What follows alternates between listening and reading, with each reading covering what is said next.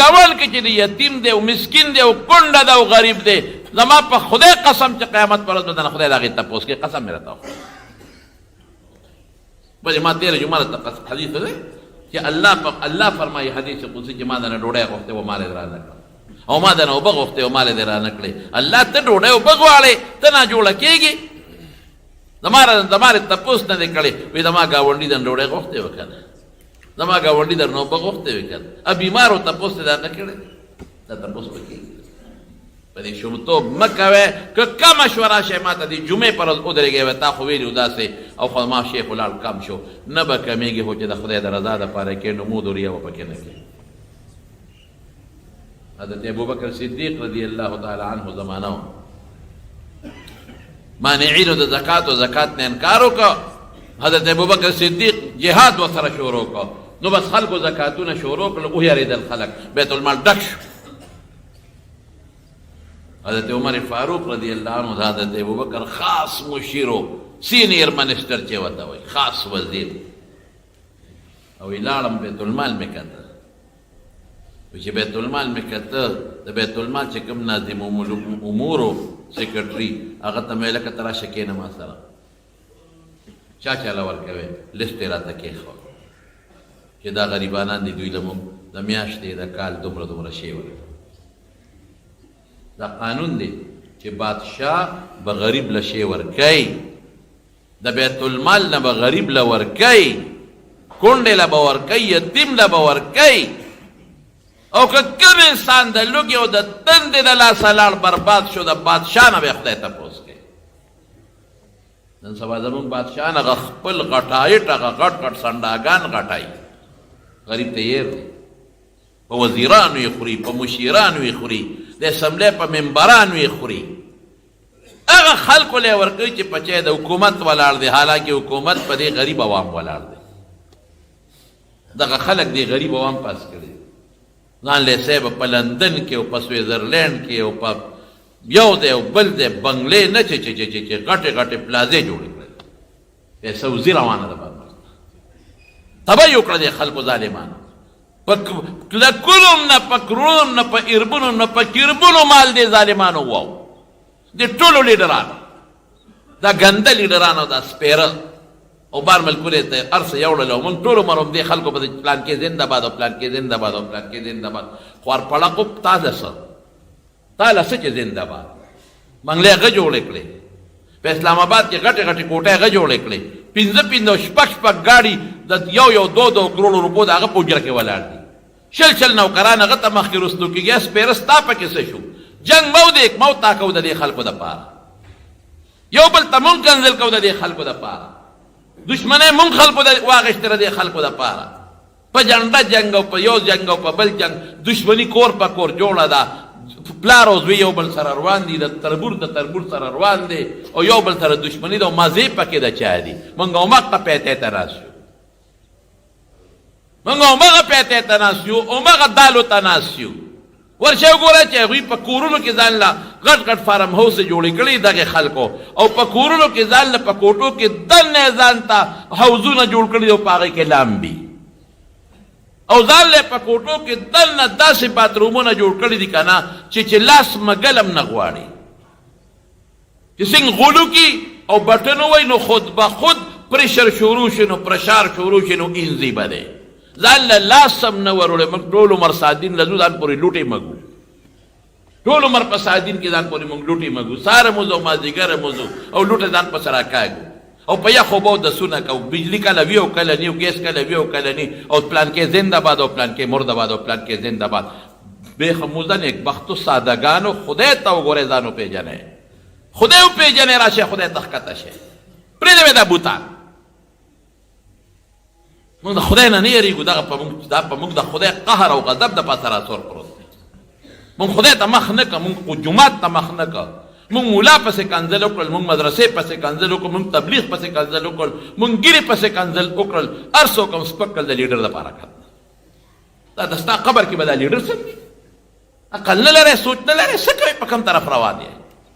بادشاہ نه به تپوس کېږي حضرت عمر وایي که د فرات دریاب په غاړه یو سپی د تندې نه مړ شوی د عمر نه به یې تپوس کېږي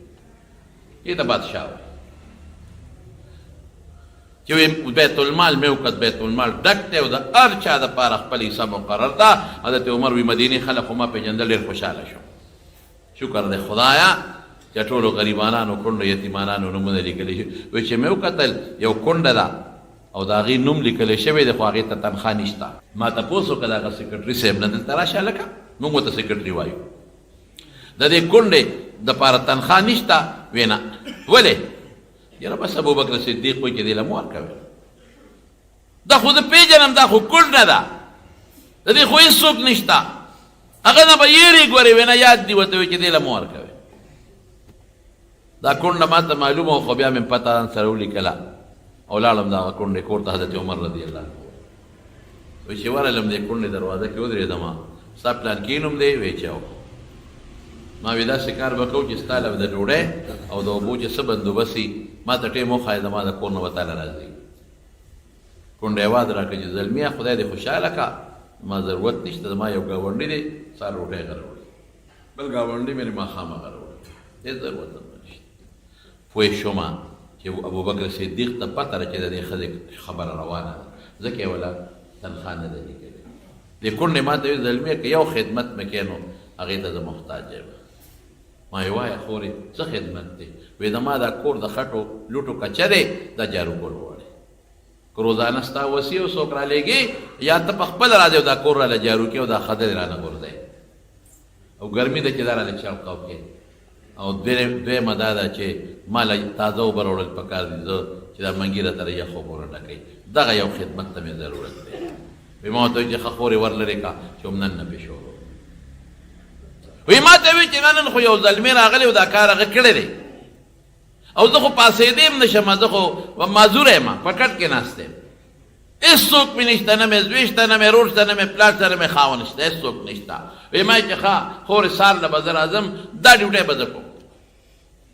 ځای به هم جارو کوم چلقاو به هم دله کوم او یخې اوبه به هم درته اچوم. وی بس ټیک ته خدای رسره خو که دغه خدمت د روړی موړی ضرورت مې نشته.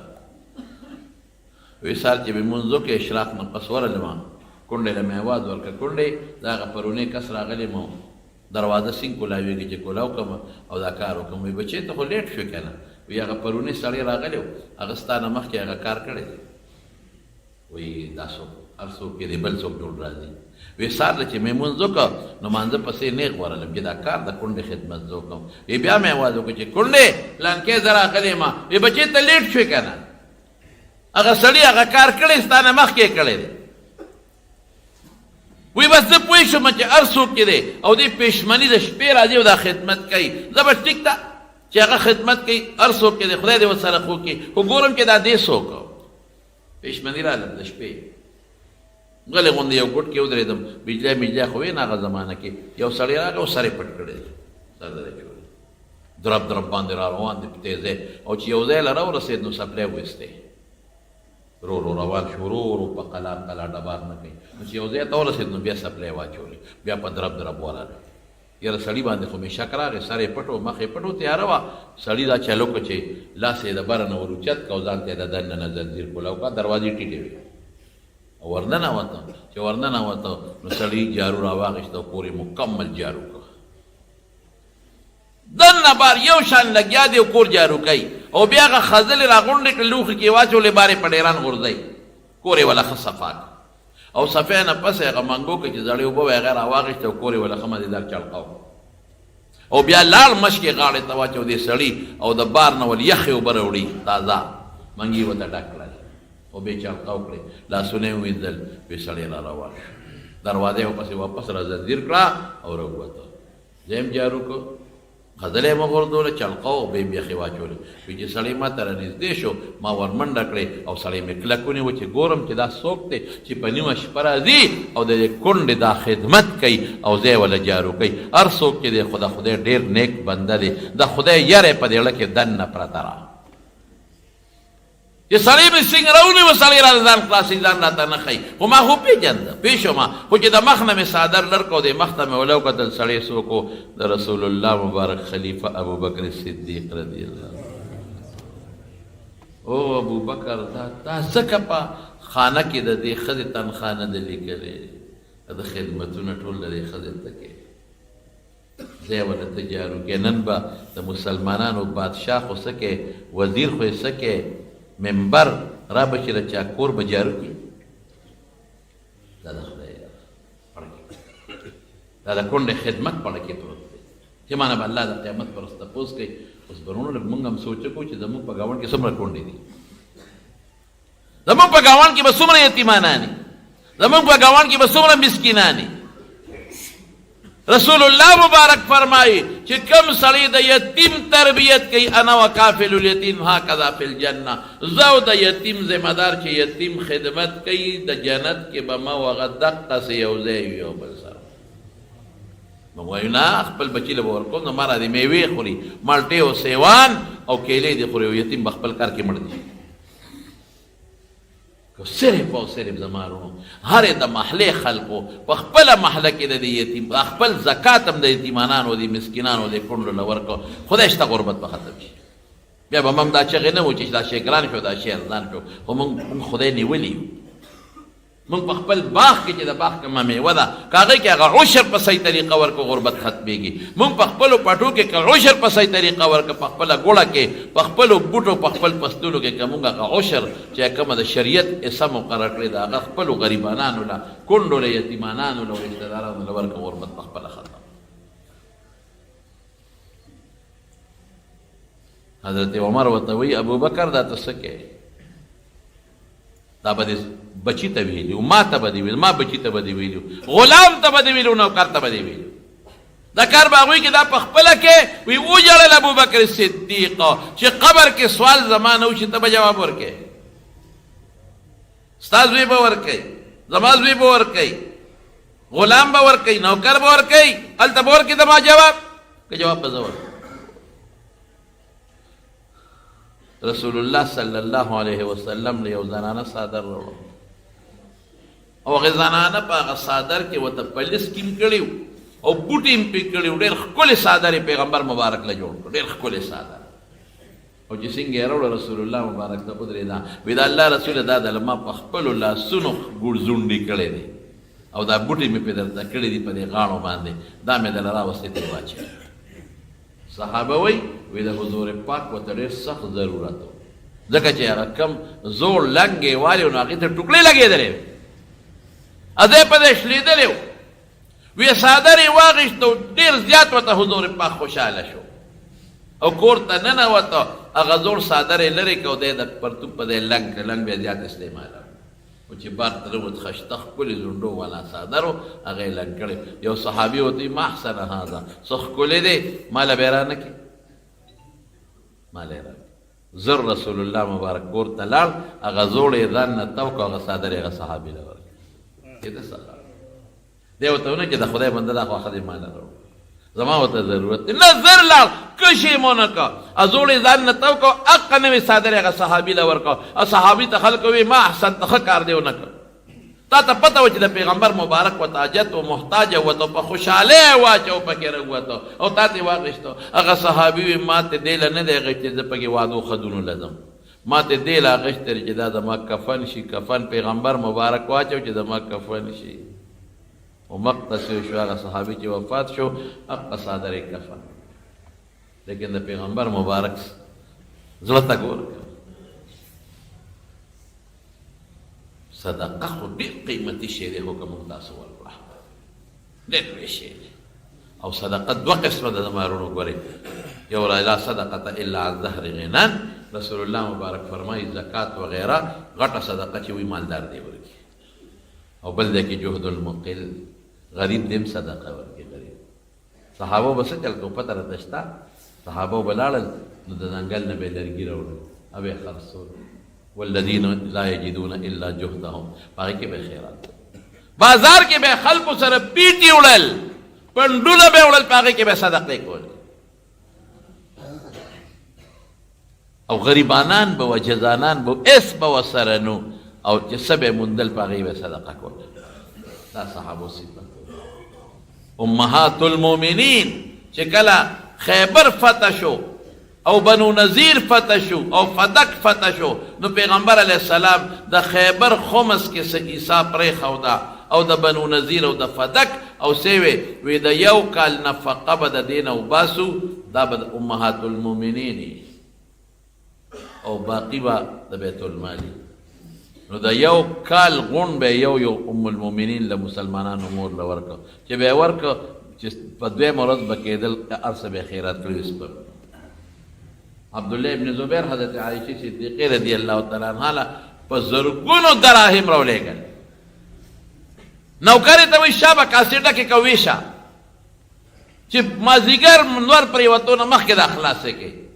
ډکې ډکې کاسې یې په دې غریبانانو په دې مسکینانو ویشلې مال ټول اخلاص که چې کله ماښامې شو روجه وای روجه او بانګې وې خادمې ته وایي د خوراک سره وړو هېڅ هم نشته هېڅ هم نشته په څه به روجه ماته اوبه به لرو په اوبه ماته کې بل څه نشته نو خادم ورته غصه شوه وی دومره په زرګونو روپۍ وې د خدای نیکبخت دی نو یو روپۍ به رېته پرېښې وه نو اوس به تلې وم تاله به پې مې روجه ماتې خو راوړې که نه نو او ورته وایي چې اوس راته یادې وختي به دې راته یاده کړې داسې سخا